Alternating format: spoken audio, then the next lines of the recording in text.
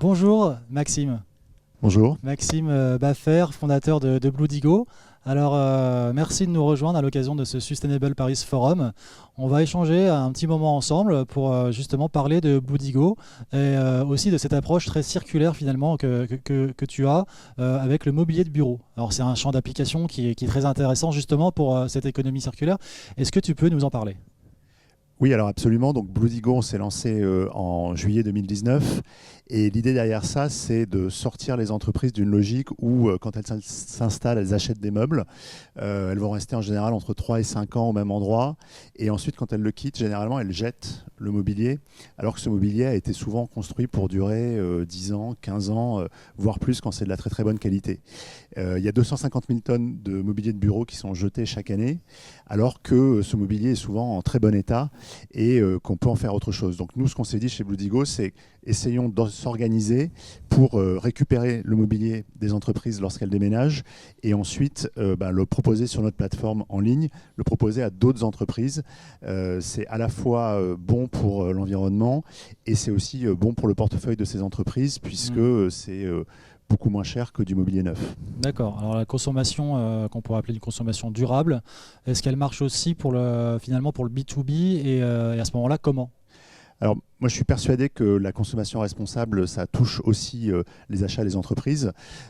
Si on regarde, par exemple, sur le mobilier de bureau, les fournitures de bureau, c'est à peu près 5 milliards par an qui pourraient être orientés vers des produits beaucoup plus éco-responsables. C'est impressionnant comme chiffre. Oui, absolument. Ouais. Donc, c'est des gros montants. En fait, je pense que alors que sur le B2C, on joue plus sur l'émotion, sur le B2B, il faut beaucoup plus jouer sur les chiffres, sur le rationnel. Par exemple, nous, on a développé avec un cabinet de conseil une méthodologie et on est capable de dire si vous achetez du mobilier d'occasion, qu'est-ce que ça représente en économie, en termes de carbone évité, en termes de déchets évités. Et ça, c'est quelque chose dont les entreprises sont très friandes parce que ça leur permet vraiment non seulement de consommer de façon responsable, mais en plus de pouvoir le quantifier et de pouvoir en parler à l'extérieur. Alors, dans le cadre justement de l'événement, on parle beaucoup d'impact, d'impact makers notamment, voilà, de l'impact positif sur le développement durable. Et on pourrait se demander qu'est-ce que c'est finalement un espace de travail à impact positif?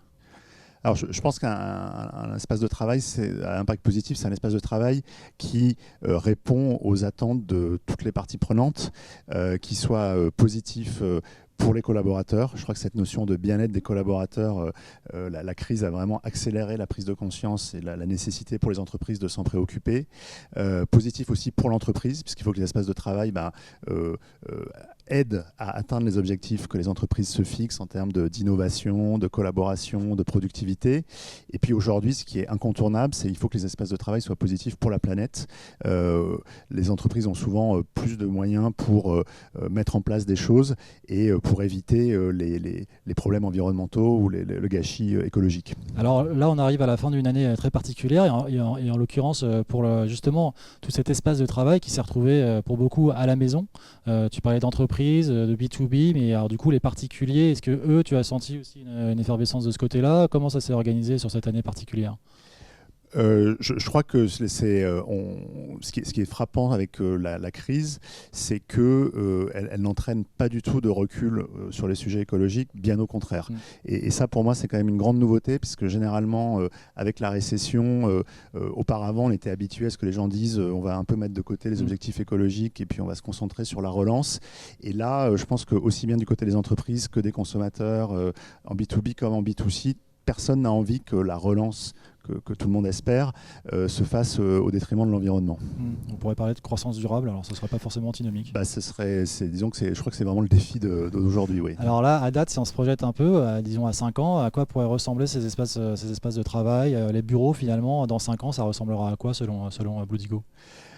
Je pense que d'abord le fait que le bureau soit à la fois à la maison et puis ailleurs, c'est une tendance qui va s'inscrire dans la durée et ça on est parti pour garder le télétravail, je pense, comme un élément important du contrat de Intégrer travail. complètement dans le process, quoi. Ouais, exactement. Et du coup, en contrepartie, ça veut dire qu'on va aller au bureau probablement pour faire autre chose que ce qu'on avait l'habitude d'y faire, moins rester assis sur une chaise derrière un bureau devant son ordinateur, plus pour échanger, pour collaborer avec ses collègues, pour trouver des nouvelles solutions. Donc je pense on va avoir beaucoup de changements dans les prochaines années là-dessus et réinventer. Pour moi, c'est un peu la fin des sièges cathédrales, des sièges démonstration de puissance, puisque de toute façon, quand vous avez 20, 30, 40% de votre force de travail qui est en train de travailler ailleurs, ça n'a pas grand sens de faire ce genre de cathédrale.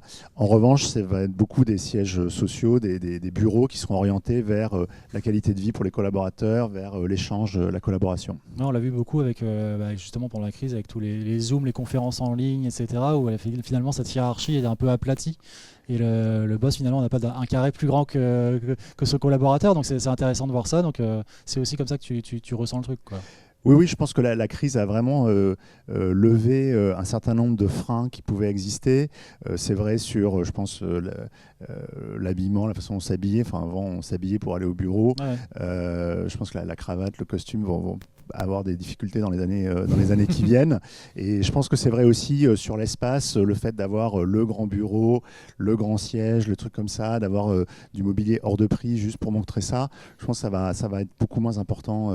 Et l'objectif sera plutôt de comment est-ce que je crée des interactions entre mes collaborateurs pour faire des choses intéressantes, beaucoup plus que juste montrer une forme de puissance, quoi. D'accord, alors on sort d'une année qui aura finalement confirmé des velléités de croissance durable pour le coup, c'est ça. Exactement. Donc parfait. Je te remercie Maxime. Merci beaucoup. Merci beaucoup et à très bientôt. Merci beaucoup.